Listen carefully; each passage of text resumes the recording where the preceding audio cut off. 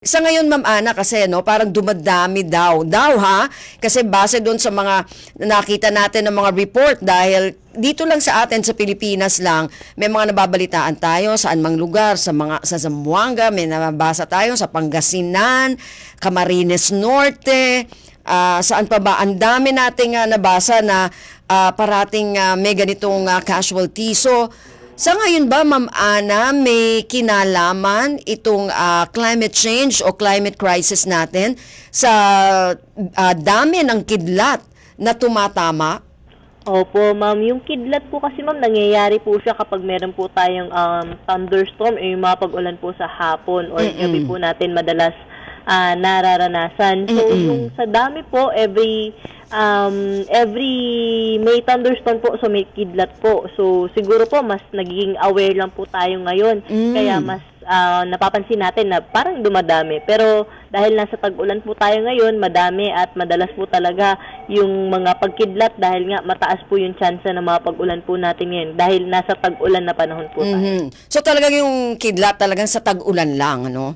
Meron din po tayo kahit tag-araw po, yung tag-init po natin. Pero yun nga po, yung kumbaga po, mas madalas siya kapag tag-ulan. Pero kapag tag-init po kasi, minsan ay halos hindi po umuulan sa maghapon. So, mas madalas po siya kapag tag-ulan. Pwede bang ano mo sa amin, paki-explika, Ma'am Ana, no? Ano ba yung dala-dala nitong kidlat na ito? Bakit tayo nagkakaroon ng injury to the point na nagkakaroon din ng fatality? Opo, yung kidlat po kasi ay yun nga po, parang kumbaga yung clouds po natin, meron po yung mga positive and negative charges po, yung mga molecules po dyan sa cloud. So, nagbubungguan po kasi yung mga molecules po na yan. So, may electrical discharge po na nilalabas. So, yun po yung kidlat na kumbaga po, yun po yung nakikita po natin. So, yung kidlat. And then, yun nga po, may iba't ibang klase rin po tayo ng kidlat na kung saan yung iba, nasa cloud to cloud lang po. So, kung makikita po natin, yung ibang kidlat po ay para lang po tayong pinipicturan. So, yun po, yun yung isang tipo po ng kidlat na, yun po yung nasa cloud lang po. So, para ka lang pong pinipicturan. Ano ibig sabihin nun, Ma'am Ana, pag nasa cloud lang? Yung, hindi siya tumatama sa lupa, yes, parang ganon? Hindi po siya nagre-reach sa ground. So, bakit may ganon? Bakit merong nasa cloud lang, meron tumatama sa lupa? Ano yung nagiging dahilan? Opo, iba-iba po yung, kumbaga po, type po ng ating kidlat. So, isa po yun. Tapos, and then meron pong pangalawa, meron po tayong tinatawag na fork lightning. So, yung lightning naman po na yun ay from cloud. Yun po yung madalas din natin nakikita na tumatama po sa ground. So, yun yung type ng kidlat na bumababa po sa ground. So, iniisip ko yung mga bumababa na yan sa ground, ito yung medyo delikado. Yes, tama po. Yan po yung delikado. Oo. And then, meron din pong pangatlong type ng kidlat na kung saan ay mas delikado po ito pero rare or madalang po natin maranasan or makita yung ball lightning po. So, parang malaki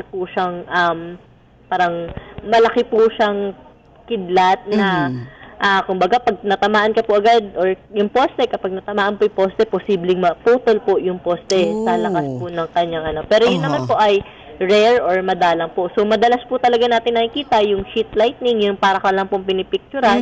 And then, yung pangalawa po, yung makikita po natin ay yung cloud to ground po na kidlat. So, makikita natin parang beautiful disaster din po siya kasi kapag from afar or pag malayo ka po, kala mo po ang ganda kasi para po siyang painting lang na tumatama po sa cloud to ground. Totoo yun. Pero, Ma'am Ana, sabi mo kanina merong mga electrical charge. Tama ba yung yung termino? Pero kasi, paano natin i-describe, halimbawa, voltahe?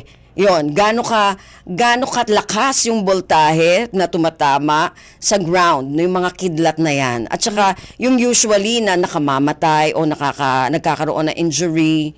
Actually po, malakas po talaga siya. So, di lang po makakapagbigay ng ilang voltage po siya, yung conversion niya po sa voltage. Pero, sobrang lakas po niya na posible po maapektuhan po talaga yung katawan po natin kapag nadaanan o natamaan po tayo ng kidlat. At even nga kapag, kunyari, directly po sa isang tao, yun nga, posible rin pong magdulot po siya ng fatality.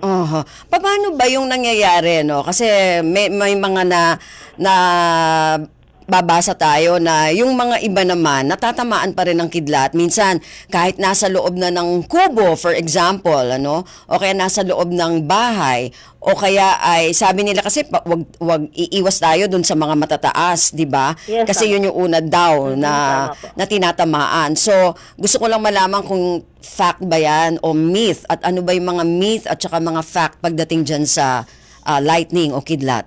Una po siguro yung kapag nasa loob po tayo ng bahay, parang kinagawian na rin po dati na nung usap pa po yung mga kumbaga yung TV po na may antena. So, yun pa po yun dati, no? So, mataas po yung antena eh. So, kapag yun po yung unang tatamaan po ng kidlat, so posibleng dumaloy po yung kidlat o yung electricity dala ng kidlat.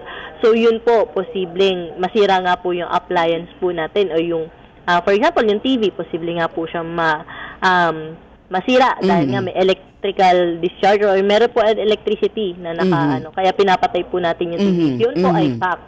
Yun po ay tama. Pero siguro po yung myth po siguro natin masasabi ay yung kapag yung kanina po narinig ko din na lalaki lang po yung tinatamaan Yes. ng kidlat. So, Hindi naman, pero malaking porsyento. Oo, yung male, yung sa siguro- kanilang statistics. Opo, siguro po ma'am, kapag lalaki lang po yung tinatamaan, siguro po mas madalas pong nasa labas yung lalaki. Oo nga naman. Oo. Baka po ganun yung, pero hindi naman po namimili yung kidlat ng gender po. Opo, hindi naman. Kala ko may gender bias din ang kidlat. Gender bias. Oo, Wala naman wala po. pa. Oo, Wala. talagang kasi ang mga lalaki madalas ang nasa labas. Labas, opo. Oo. Pero totoo ba na pagka kumikidlat dapat patayin ng cellphone o okay lang? Sa ngayon, hindi naman na po kasi meron, yung mga poste, actually, yung ibang poste po or karamihan ng poste po natin ngayon ay meron na pong lightning arrestor na tinatawag.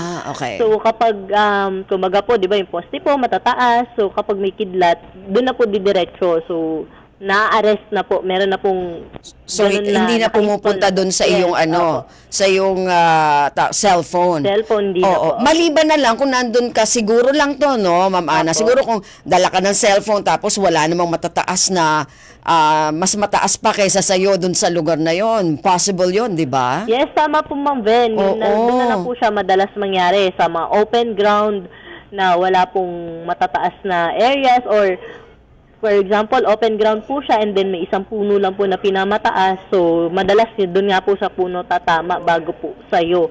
So, kapag ganun po yung area, doon po talaga madalas ang tinatamaan po ng kidlat or doon po dadaan madalas yung kidlat. Oo.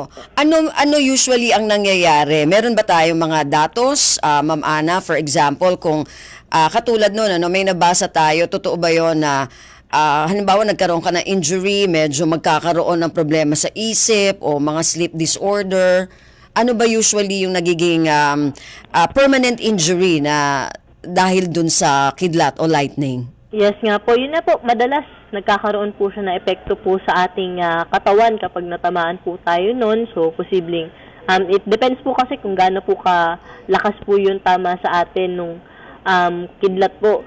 So, yun, hindi ko lang po masasabi rin kung ano yung mga posibleng maging epekto po nun sa katawan. But definitely po, since meron pong since natamaan po tayo, so posible po meron pong epekto po yun sa ating katawan. Pero may datos ba kayo, Ma'am Ana, sa inyong pag-aaral kung kumare sa isang taon, ilan yung mga talagang fatality na dahil dito sa kidlat o lightning, yung mga nai-injure, meron ba tayong mga ganong datos? Posible po siguro, Ma'am Ben, sa NDRRMC po, meron po silang datos po doon. Pero dito po sa pag-asa po kasi, ang inaalam lang po natin yung mga causes po, ano po ba yung iba't ibang klase, at paano po ba nabubuo yung mga kidlat. So, yung part po, kung ilan na po yung namamatay, ay posible po yung NDRR po natin yung may datos po doon. Okay. So, pero ito, yung tinatanong, nasa isip ko kanina, meron bang sinasabi silang direct at indirect strikes ng kidlat sa mga tao o dito sa mga lugar? Yes po, yung iba po kasi ay, kumbaga po, ang tinamaan po talaga, for example, yung puno, and then ikaw medyo malayo ka naman po doon, and then sa puno pa rin po siya dumaan, pero yun nga, malapit ka po doon, and then may bodies of water, so pwedeng masabi na indirect po siya, pero naapektuhan ka pa rin kasi malapit ka po dun sa source ng tinamaan. So, posible rin po yun na magkaroon po ng epekto po sa'yo.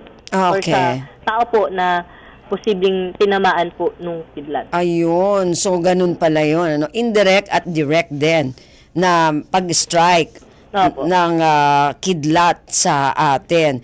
Pero ito, sabi mo kanina, wala talaga siyang kinalaman sa climate change. Yung sa ngayon wala bang kumbaga mas malalakas daw yung kidlat ngayon, mas marami. So wala tong kinalaman. Sa ngayon, sa ating pag-aaral po ay wala pa naman po tayo nakikita na gano'n.